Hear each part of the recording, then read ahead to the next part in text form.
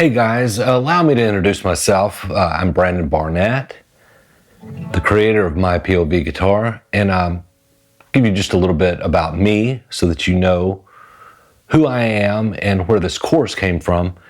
Like I said, my name is Brandon Barnett. I'm 50 years old. I'm from Jackson, Tennessee, halfway in between Memphis and Nashville, the home of Carl Perkins. Carl was actually a cousin. My mom was a Perkins before she married my father, a distant cousin. I met him once when I was like 4. An uncle took me over there and I got an autographed album of his. But music was always, being in this part of the country at that time, like I said, I'm 50, so I was born in 74. Elvis died in 77. It was a huge thing worldwide, but in this part of the country, it just, it really shaped who I was as a child, and especially with the Perkins influence in and around Jackson. And I became obsessed with music. Started singing in church pretty early, like around 4. Huge Elvis fanatic. Discovered my mom's Meet the Beatles album at 8, and that changed everything for me. My dad plays guitar, and I asked him to show me a C chord. I was 12 years old, and that's when I started playing guitar. I'm left-handed. I learned how to play right-handed. Some say that's a feat. I don't know. I didn't know either way. But if you look at early pictures before I was playing guitar, I innately held the guitar the wrong way. The wrong way. But I learned right-handed because that's what we had at the house, and I didn't feel the urge to turn it upside down or get a left-handed guitar. I just, if you don't know, you don't know, right? So it was all Greek to me. So I learned right-handed, and kind of put it down when I turned 16. Started driving, just kind of piddled with it a little, and then the grunge thing happened in the 90s, and Nirvana changed everything. And I wasn't the biggest Nirvana fan, but the other bands that it put a light on that I was able to discover, like the Lemonheads, which was very power pop, jangly, very much like Big Star out of Memphis, who I didn't know at the time. And that was my jam, the more acoustic or the more jangly pop side of the electric stuff was kind of my jam. And I started taking lessons for like a year and a half. Took a little bit of classical. It got me into finger picking, but I'm not trained by any means. Most of it's by ear and just picking it up. And I learned a lot of things the hard way and the slow way. But really got into music. Tried to start writing songs. Started writing songs.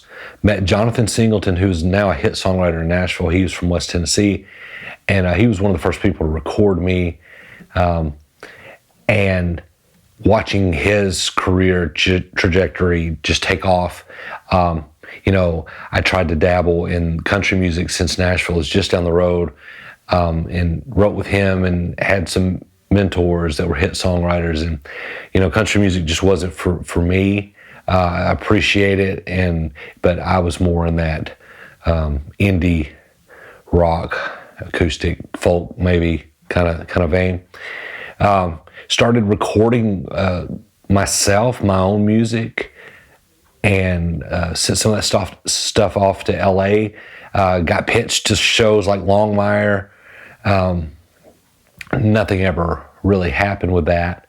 So I've played guitar, for going on, it's 38 years now, and it's always been a part of my life. I started podcasting in 2015. The first podcast was to actually document the journey of me quitting my job and trying the Nashville thing, and Jonathan's in that podcast. And that kind of helped me learn to do audio, and I fell in love with podcasting. I ended up doing a true crime podcast called Searching for Ghosts that got national attention. We were on Crime Watch Daily, highlighted a couple of local cases here in West Tennessee. And I played all the music. It was a narrative podcast, so it was like a documentary. And I did all the music for both seasons of that. So music's always been a part of my life, the guitar specifically, whether, you know, I'm trying to write songs or just pedaling around the house or using it as a music bed for podcasts that I produce.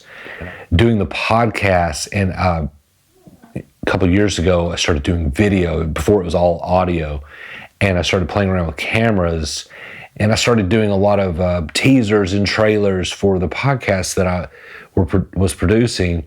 And I got a GoPro, and it kind of changed my thoughts about storytelling, and started doing a lot of point of view shots, you know. And then it all kind of hit me where all this just came together. And it's like, while I don't use a GoPro for the POV guitar course, it hit me like learning is so much easier. You know, that whole mirror image thing, trying to figure out what somebody's playing and replicate that. It'd be so much easier if that person was over your shoulder, you know, and that's what we've tried to do with MyPOVGuitar.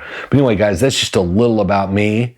You know, and if you have any questions or want to talk about any issues you're having with guitar playing, there will be a link in the description, and you can book a call, a 30-minute call, and we'll talk about it. But it's nice to meet you guys, and I hope you reach out.